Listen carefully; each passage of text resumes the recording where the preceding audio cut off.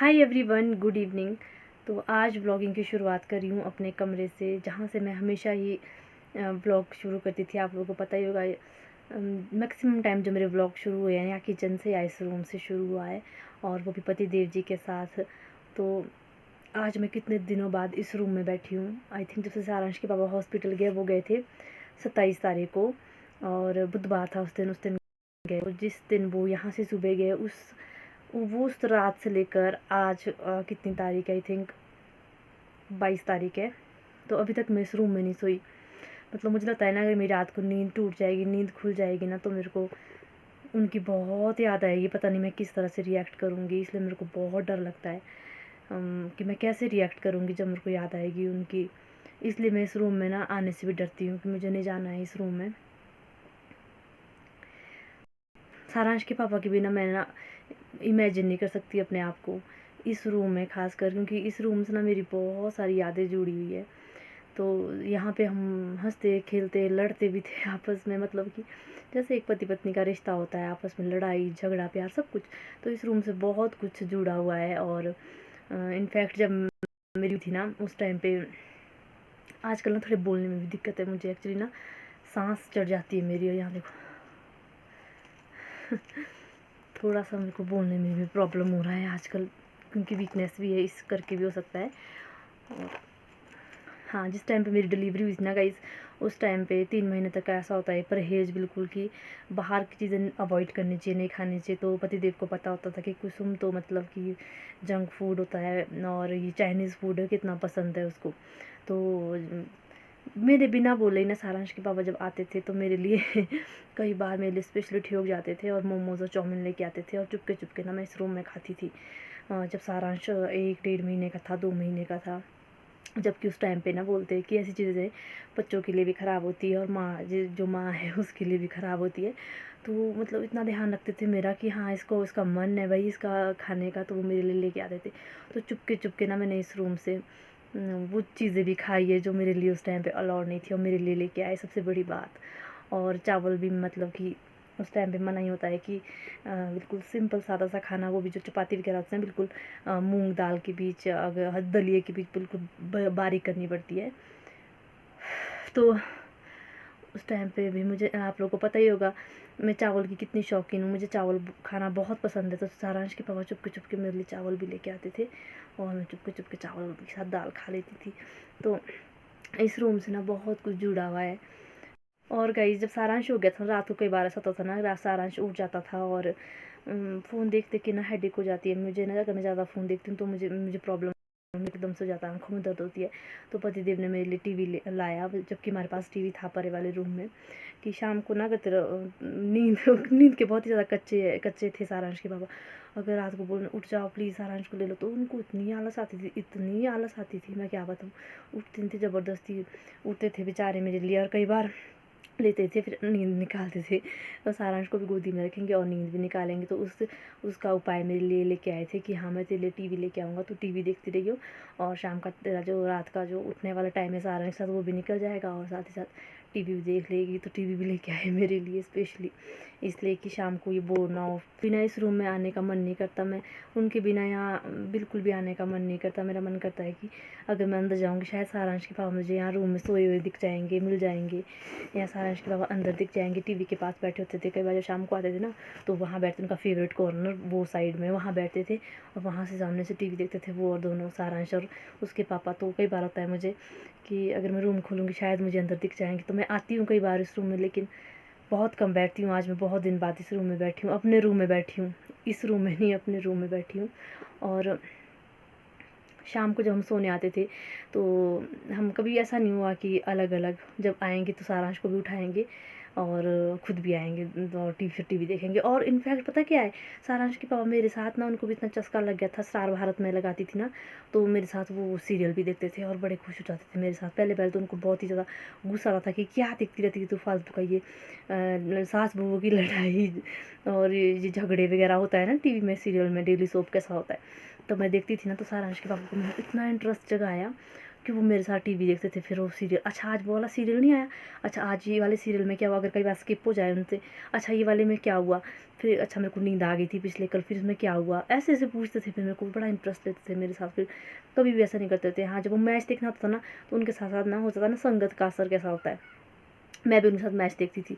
तो और सुबह का टाइम हमारा ऐसा होता था, जब सारांश के पापा सो के उठते थे सवेरे, तो होते हैं ना कुछ लोग होते हैं, मतलब कि मैंने मैक्सिमम कपल देखे, जब वो सवेरे उठेंगे तो जो बंदा होगा वो सोया रहेगा, लेडी उठ जाएगी और अपने काम में लग जाएगी सवेरे। मैंने बहुत जगह पे देखा है, मैक्सिमम होता होगा, शायद कहीं पे नहीं होता होगा।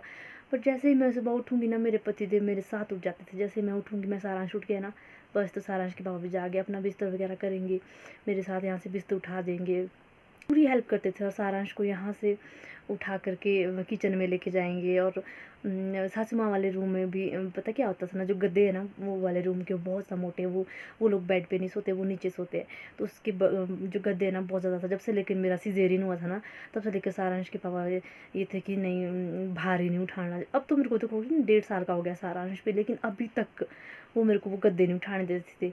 तो मोटे मोटे गद्दे जो कि बनवा के किए हैं, तो यहाँ से जाएंगे और उस वाले कमरे में सबसे पहले गद्दे उठाएंगे और वो रखेंगे जहाँ उनकी जगह होती है। तो सुबह भी मेरे साथ जागते थे। और मैंने मैक्सिमम टाइम देखा है लोगों को कि नहीं 7 बजे उठेंगे, 8 बजे उठेंगे लोग, मतलब कि साथ वाला जो साथी है उसका। लेकिन मेरा पति बेचारे बहुत अच्छे मेरे साथ ही उठ जाते थे। तो बोलते भी है ना, जो अच्छा इंसान होता है शायद वो कुछ ही दिनों के लिए होता है। और इतना प्यार बता नहीं सकती मैं आपको, शब्दों में नहीं बता सकती।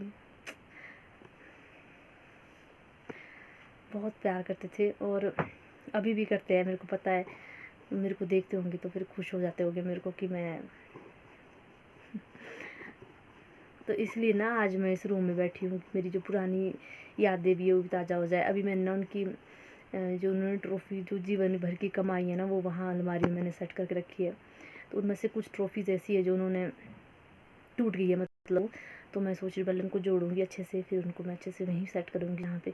और जब भी मैं अलमारी खोल, सबसे पहले मेरे को सारांश के पापा की ट्रॉफ़ीज़ दिखाई दे, तो मैंने बिल्कुल सामने रखी है उनकी ट्रॉफ़ीज़। अभी ना गाइज़, जो मेरे कमरे की बेडशीट थी ना, आप लोगों ने देखी होगी, मैं आपको दिखा देती हूँ ऐसे। ये देखो, ये जो बेडशीट है ना, ये दूसरी वाली मैंने बिछाई है। पहले मेरी दूसरी वाली बेडशीट थी। और अब जब भी मतलब सारांश के पापा ना बेडिंग बहुत अच्छी करते थे, उनको बेडिंग ना बहुत अच्छे से आती थी। और जब भी बेडशीट बिछानी होती थी मुझे, तो मैं कभी भी बेडशीट नहीं बिछाती थी, कभी भी नहीं। हमेशा बोलती थी बेडशीट सारा मैं काम कर लूँगी लेकिन बेडशीट नहीं बिछाऊँगी। मैं हमेशा बोलती थी आप बेडशीट बिछा दो अच्छे से। मतलब इतनी बारीकी से बिछाते थे कि एक भी इसमें सिलवट नहीं आती थी, एक भी सिलवट नहीं, इतने अच्छे से बेडशीट बिछाएंगे। तो हमेशा ही बेडशीट मैं उनको बोलती थी। और अभी जब मैं बिछाने लगी तो मैं कंफ्यूज़ हो गई। मैं मतलब उनको बिछा ही नहीं पाई उस बेडशीट को। मैंने बोला इसको हटाओ, मैंने उसको बेड बॉक्स में रख दिया अच्छे से, मैं नहीं बिछा पाऊँगी। और अभी मतलब मेरे को पहले होती ना ओसीडी होता किसी को सीवियर वाला, वो वाला, यहाँ थोड़ा सा कूड़ा दिख गया, कबाड़ दिख गया, अभी मेरा मन नहीं करता झाड़ू वाड़ू करने का। और ये बिस्तर दिखाऊँगी मैं आपको, तो बस देखो वहाँ पड़े है। तो अभी जैसा मर्जी पड़ा है, मेरे को लगता है कि ठीक है, बढ़िया है। और पहले मेरे को था कि यार ये चीज़ जहाँ पे होनी चाहिए वो चीज़ वहीं होनी चाहिए, वहाँ से हिलनी नहीं चाहिए। और सारांश के पापा भी ऐसे थे ना, जो चीज़ अगर बाई चांस कोई चीज़ इधर से उधर होगी, कुछ उनको गुस्सा आ गया सच्ची सच्ची बताऊँ ना, मैं बहुत ज़्यादा गुस्सेल हूँ, बहुत गुस्सेल हूँ। वो मुझे उन्हें ही पता है जिनके साथ मैं रहती हूँ, मेरे मम्मी पापा को, मेरी बहनों को, मेरे हस्बैंड को, उनको ही इतना गुस्सा पता नहीं, मेरे को बहुत गुस्सा आता है। सारांश के पापा हमेशा ही बोलते थे तू ना गुस्सा बहुत ज़्यादा करती है, बहुत चिड़चिड़ी है तू, बहुत ज़्यादा गुस्सा करती है, बस एक गुस्सा छोड़ दे, बाकी कुछ भी नहीं चाहिए, एक गुस्सा छोड़ दे हर बात पे, मतलब छोटी छोटी बात पे चिड़चिड़ा हो जाना, इरिटेट हो जाना। और गाइस मैं एक बात बोलना चाहती हूँ यहाँ पे, मतलब मैं कैसे बोलूँ, मुझे समझ नहीं आ रहा है। लोग ना इतनी हद तक गिर सकते हैं, इतने हद तक गिरते हैं ना, मतलब कि किसी के ऊपर इतना पहाड़ टूटा है, इससे परे दुख क्या हो सकता है। मैं तो इमेजिन नहीं कर सकती इससे परे दुख क्या हो सकता है, आप ही बताओ। इससे परे कोई दुख ही नहीं हो सकता। लेकिन लोग ना अपने ही होते हैं। मैं ये नहीं बोलूँगी कि कोई बाहर का बोलता है, बाहर का कोई नहीं जानता हमें। जो अपने होते हैं वो ये इतनी घटिया तरीके की बातें करते हैं, इतनी घटिया बातें करते हैं। मैं अभी मेंशन नहीं करूँगी यहाँ पे कि क्या वैसा, इतनी घटिया तरीके की बातें करते हैं, किसी के बारे में कुछ भी बोलते हैं, जो मन में आता है वो बोलते हैं। और मीडिया इतना फास्ट है आजकल का, फ़ोन का नहीं बोल रही मैं, ये एक से दूसरा, दूसरा से तीसरा, तीसरा से चौथा। और जेंट्स लोग ये बातें नहीं करते, लेडीज़ का ही काम होता है। बोलते हैं कि हाँ एक औरत ही औरत का दुख समझ सकती है, बिल्कुल गलत है, सरासर गलत है। एक औरत ही औरत की दुश्मन है, मैं तो ये बोलती हूँ। इतनी घटिया बातें, इतनी घटिया बातें मैं बता नहीं सकती। इधर से उधर से पता चलता है हम लोगों को भी हाँ ऐसी बातें हो रही है आजकल। पर लेकिन मेरे को जब किसी दिन खुद से पता चल जाएगा ना, उस दिन तो मैं छोड़ने वाली नहीं हूँ। लेकिन खैर मैं वो अभी जो मैंने सुनने में आई है, मुझे ऐसी घटिया घटिया बातें करते हैं लोग, ओ माय गॉड, मैं बता नहीं सकती। किसी के ऊपर इतना पहाड़ टूटा है, किसी की पूरी बसी बसाई दुनिया उजड़ गई, किसी के साथ इतना बुरा हो गया, भगवान न करे किसी के साथ इतनी ऐसा हो। दुश्मन के साथ भी, किसी का कोई कट्टर दुश्मन भी हो ना, उसके साथ भी कभी ऐसा ना हो। मैं तो ये बोलूँगी, कट्टर से कट्टर दुश्मन हो, चाहे वो खून के प्यासे हो एक दूसरे के, लेकिन उनके साथ भी कभी ऐसा ना हो, मैं तो ये बोलूँगी। लेकिन लोग इतनी घटिया बातें करते हैं किसी के बारे में, और सोचते भी नहीं है एक बार कि हम किसके बारे में क्या बात कर रहे हैं। अगर उन लोगों को पता चलेगा कि तो उनके ऊपर क्या बीतेगी। मतलब कुछ भी बोलते हैं, कुछ भी। और ये बातें इधर उधर से सुनने में आती है कि ये बात के बारे में अगर आप मत बोलो। अगर आप किसी का अच्छा नहीं कर सकते तो बुरा भी मत सोचो। अच्छा भी मत करो, बुरा भी मत करो। हाँ, मैं नहीं बोलती कि अच्छा करो, बुरा भी मत करो, लेकिन भगवान ना करे किसी के साथ ऐसा हो। मैं तो ये बोलूँगी, भगवान से प्रे करती हूँ लास्ट इंसिडेंट हो। अगर मेरे साथ हुआ है तो ये लास्ट इंसिडेंट हो, इसके बाद किसी के साथ भी ऐसा ना हो, दुश्मन के साथ भी ऐसा ना हो। मेरी तो कोई दुश्मन भी नहीं है खैर, पर मैं ऐसे ही बोल रही हूँ, किसी के साथ ऐसा ना हो। लेकिन जो बातें करते हैं लोग, उनके लिए मेरा एक ही संदेश है, एक ही मैसेज है, प्लीज़ डोंट स्प्रेड नेगेटिविटी। अगर आप पॉजिटिविटी नहीं फैला सकते तो प्लीज़ नेगेटिविटी मत फैलाइए। अपने से एज्यूम मत कीजिए कि हाँ ऐसा वैसा वैसा।